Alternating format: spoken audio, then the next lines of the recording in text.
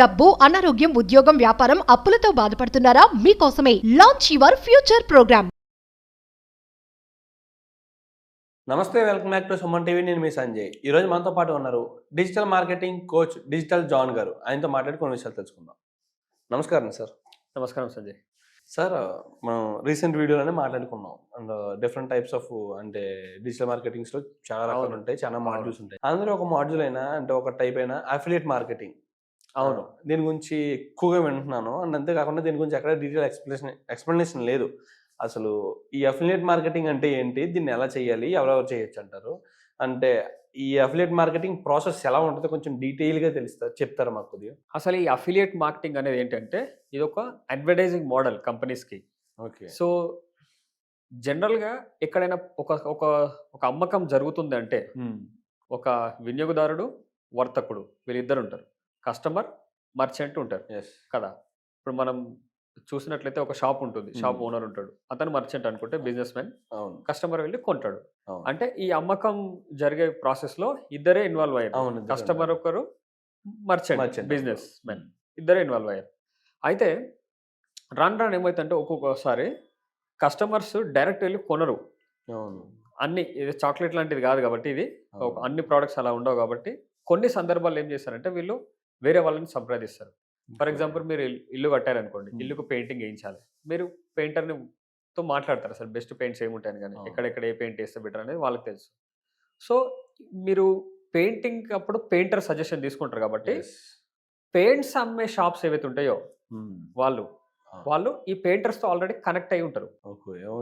అంటే అక్కడ decision maker అతను అవుతాడు ఎక్కువ. అతను చెప్పిందే మనం వింటాం కదా. సో అటువంటి వాళ్ళందరినీ అన్ని బిజినెసెస్ లో వాళ్ళు ఆల్రెడీ బిజినెస్ మెన్లు పట్టుకొని ఉన్నారు ఆల్రెడీ. అంటే దే ఆర్ అసోసియేటెడ్ విత్. ఇది కస్టమర్స్ కి తెలిసి ఉండొచ్చు, తెలియకపోయి ఉండొచ్చు అలా. సో వాళ్ళు ఏమంటారు అంటే బిజినెస్ మెన్లు, నువ్వు ఆల్రెడీ పెయింటర్ కదా, సిటీలో నువ్వు చాలా పెయింట్స్ వేయిస్తున్నావు అందరికి ఇల్లు, కాబట్టి నా షాప్కి వచ్చి కనుక నువ్వు పెయింట్స్ కనుక కొనిపిస్తే కస్టమర్తో, నేను నీకు నువ్వు ఎంత కొనించావో అందులో నేను కొంత పర్సెంటేజ్ నేను ఇస్తాను, లేకపోతే నీ కమిషన్ నేను ఇంత ఇస్తానని చెప్పి వీళ్ళు ముందే ఆ ఒప్పందం జరుగుతుంది వీళ్ళకి. అవును సార్. ఓకే, అది జరుగుతుంది. అది నథింగ్ రాంగ్ ఇన్ దట్. అది ఆల్రెడీ అన్నింటిలో ఉంది ఆల్రెడీ. కస్టమర్కి తెలియవచ్చు, తెలియకపోవచ్చు. ఓకే. సో ఇప్పుడు ఎవరైనా ఈ సేల్లో ఇంకొక వ్యక్తి జాయిన్ అయ్యాడు. ఎవరు ఆ పర్సన్? Third person. అతనే పెయింటర్ అనుకుందాం. ఆ పర్సన్ థర్డ్ పర్సన్, అతన్ని అఫిలియేట్ అంటాం. ఓకే. ఆ పర్సన్ ద్వారా సేల్ అవుతుంది. ఆ పర్సనే లేకపోయిందంటే సేల్ కాదు. ఈ షాప్ లో సేల్ కాదు, అతను ఇంకో షాప్ లో కదా. అలా అయ్యే ఛాన్స్ ఉంటుంది. అంటే ముగ్గురు ఇన్వాల్వ్ అయి ఉన్నారు. అంటే ఆ వ్యక్తి వల్ల సేల్ అవుతుంది కాబట్టి ఆ వ్యక్తికి కమిషన్ ఇస్తారు. అది. సో అదే అతని ఇన్కమ్ సోర్స్.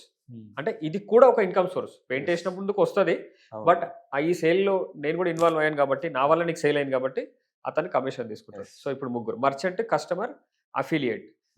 ఇది ఆఫ్లైన్ లో ఎప్పటి నుంచో జరుగుతున్నదే. నేను ఈ ఎగ్జాంపుల్ చెప్పాను. ఇదే ఇప్పుడు డిజిటల్ గా జరిగితే డిజిటల్ అఫిలియేట్ మార్కెటింగ్ అనుకోవచ్చు. ప్రజెంట్ జరుగుతుంది. ఫర్ ఎగ్జాంపుల్, ఒక ఈ-కామర్స్ వెబ్సైట్ ఉంది, అందులో వాళ్ళు ప్రోడక్ట్స్ అమ్ముతున్నారు. మర్చెంట్ ఉన్నాడు, అంటే ఇంకా అమ్మే వాళ్ళదే ఏదో ఒక స్టోర్, ఏదో కొన్ని ప్రోడక్ట్స్ అమ్ముతున్నారు అనుకుందాం. వాళ్ళు మర్చెంట్, కస్టమర్లు కొంటున్నారు. అయితే కొన్ని సందర్భాల్లో ఏమవుతుందంటే ఇక్కడ కూడా కస్టమర్ ఉన్నాడు, మర్చెంట్ ఉన్నాడు. అఫిలియేట్ ఎప్పుడు ఎంటర్ అవుతాడంటే, నేను సేల్స్ తీసుకొస్తాను నీ ఈ-కామర్స్ స్టోర్ కి, నీ ప్రొడక్ట్స్ కి. నా ద్వారా సేల్ అయింది అనుకోండి, నాకు కొంత కమిషన్ ఇవ్వండి. లెట్స్ సే వాళ్ళు 5% నీకు ఇస్తామని చెప్పారు అనుకోండి. ఆ ప్రోడక్ట్ వాల్యూ 100 రూపాయలు అనుకోండి. అంటే ఒక సేల్ కి ఇంతకి 5 రూపాయలు వస్తాయి. ఓకే. 5%. 100 రూపాయలకి 5% 5 రూపీస్ అవుతుంది. సో అలా 1000 అయితే కొంచెం ఎక్కువ వస్తుంది అనమాట. అలా సో ఆ 5% ఇస్తారు. అలా ఇతను తీసుకొస్తాడు సేల్స్ ని. ఓకే. అలా డిజిటల్ గా తీసుకొస్తాడు. అసలు ఈ వ్యక్తి ద్వారానే నాకు సేల్స్ అవుతున్నాయి అని ఈ మర్చెంట్కి ఎలా తెలుస్తుంది, ఆ ఈ-కామర్స్ స్టోర్ ఓనర్కి ఎలా తెలుస్తుంది అంటే, అతనికి సపరేట్ గా లింక్స్ ఇస్తాడు. అఫిలియేట్ లింక్స్ లాగా లింక్స్ కావచ్చు, లేకపోతే సపరేట్ గా ఆ పర్సన్ కి కూపన్ కోడ్ లాంటివి ఇస్తాడు.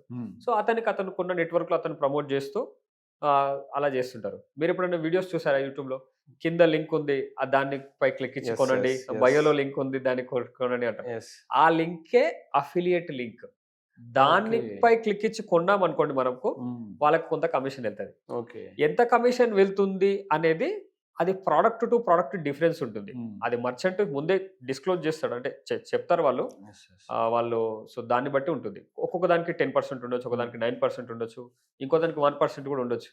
అలా ప్రోడక్ట్ టు ప్రోడక్ట్ వ్యారీ అవుతుంది అనమాట ఇది. ఇప్పుడు అమెజాన్ అందరికీ తెలిసిందే. అమెజాన్ లో కూడా అఫిలియేట్ మార్కెటింగ్ చేసుకోవచ్చు, మీరు ఎవరైనా చేసుకోవచ్చు. ఏ విధంగా అంటారా అమెజాన్ లో ఏ విధంగా చేసుకోవచ్చు అంటే, మీరు జస్ట్ గూగుల్కి వెళ్ళి అమెజాన్ అఫిలియేట్ మార్కెటింగ్ ఇండియా అని టైప్ చేయండి, మీకు ఒక పోర్టల్ వస్తుంది. మీరు అందులో మీరు సైన్ అప్ అవ్వాల్సి ఉంటుంది.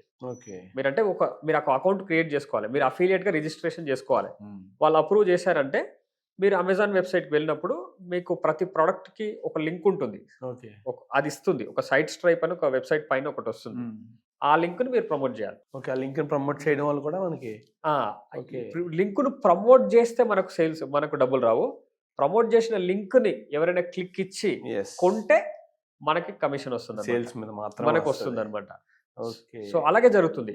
ఫర్ ఎగ్జాంపుల్ ఇప్పుడు నేను ఒకవేళ నేను బైకర్ అనుకోండి ఎగ్జాంపుల్, నేను బైక్స్ కి సంబంధించిన ప్రొడక్ట్స్ నేను రికమెండ్ చేస్తే జనాలు కొంటారు, నా ఫాలోవర్స్, నా సబ్స్క్రైబర్స్. అలా ఎవరి నీష్ ఏదైతే ఉందో కేటగిరీ, దానికి వాటిని ప్రమోట్ చేసుకుంటే బెటర్. ఇప్పుడు నేను బెస్ట్ లిప్స్టిక్స్ పైన వీడియో చేస్తే ఎవరైనా కొంటారా చెప్పండి? కాదు కదా. అంటే నా కేటగిరీ ఏంది, నా వెంగ్ ఏంది, దాన్ని బట్టి ప్రమోట్ చేసుకుంటేనే సేల్స్ అవుతాయి. అలా డబ్బులు సంపాదించుకునే ఛాన్స్ ఉంటుంది. Okay, thank you very much sir.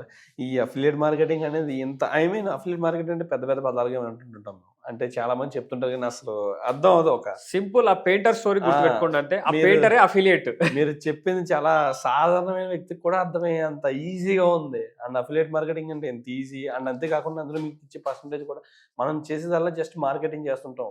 వాళ్ళకి ఏంటంటే ఒక యాడ్ ప్రమోట్ చేసినా ఏం ప్రమోట్ చేసినా మనకు ఒక ఇంత పర్సంటేజ్ పరంగా ఎవరు ఒక ఇంత అమౌంట్ అనేది వస్తుందో తప్పితే, ఇందులో మనం సేల్స్, మనం పడ్డ కష్టానికి ఎంత సేల్స్ అయితే అందులో అంత ప్రోడక్ట్ మీద పర్సంటేజ్ వస్తుంది.